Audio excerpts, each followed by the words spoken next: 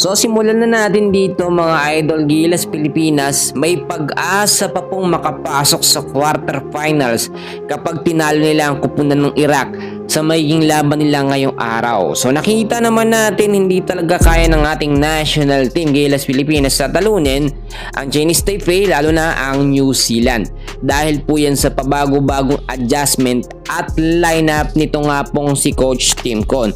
So alam naman natin na wala tayong Kai Soto, wala si Renza Bando at ang ibang mga young Gilas player na kinakailangan po sa ating national team. Hindi kasi yan na priority at nagawa ng paraan ni Coach Tim Con. Ngayon, halos karamihan po sa lineup ni Coach Tim Con galing sa PBA, no? So yung experience sa mga international game hindi ganoon ka ganda o kadami mga kaibigan. Kung titignan po ninyo sa naging laban natin sa Chinese Taipei, ang score natin 95-87 pabor sa Chinese Taipei, at talo naman tayo sa New Zealand sa final score na 94-86. So ngayong araw, ang tsansa ng Gilas Pilipinas na talunin naman ang kupunan ng Iraq dahil ang Iraq wala pa rin pong panalo kahit isa.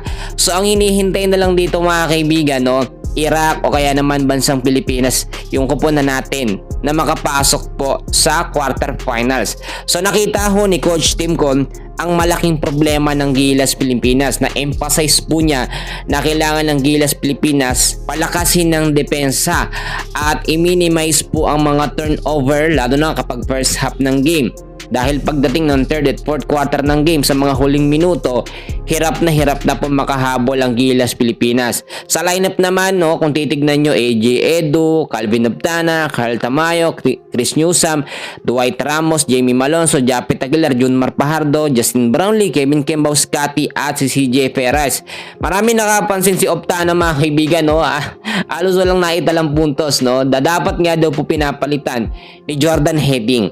Alam nyo, malakas naman talaga at marami tayong mga player na magagamit dito nga po sa FIBA Asia Cup. Pero sadyang yung mga player na ginagamit ni Coach Tim Con umuulit-ulit lamang, no.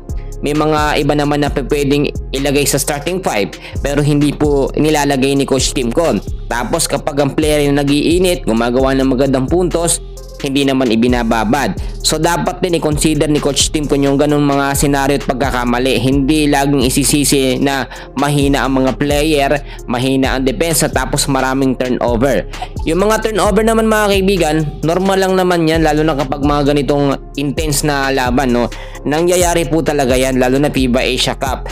So kapag natalo tayo sa pupunan ng Iraq, wala na mga kaibigan, hindi na tayo makakapasok sa quarterfinals. Sayang ho ang pagkakataon. Para naman manumbalig ang sigla ng mga Filipino fans ng Gilas Pilipinas, kailangan galingan ng ating national team sa laban nila kontra sa Iraq.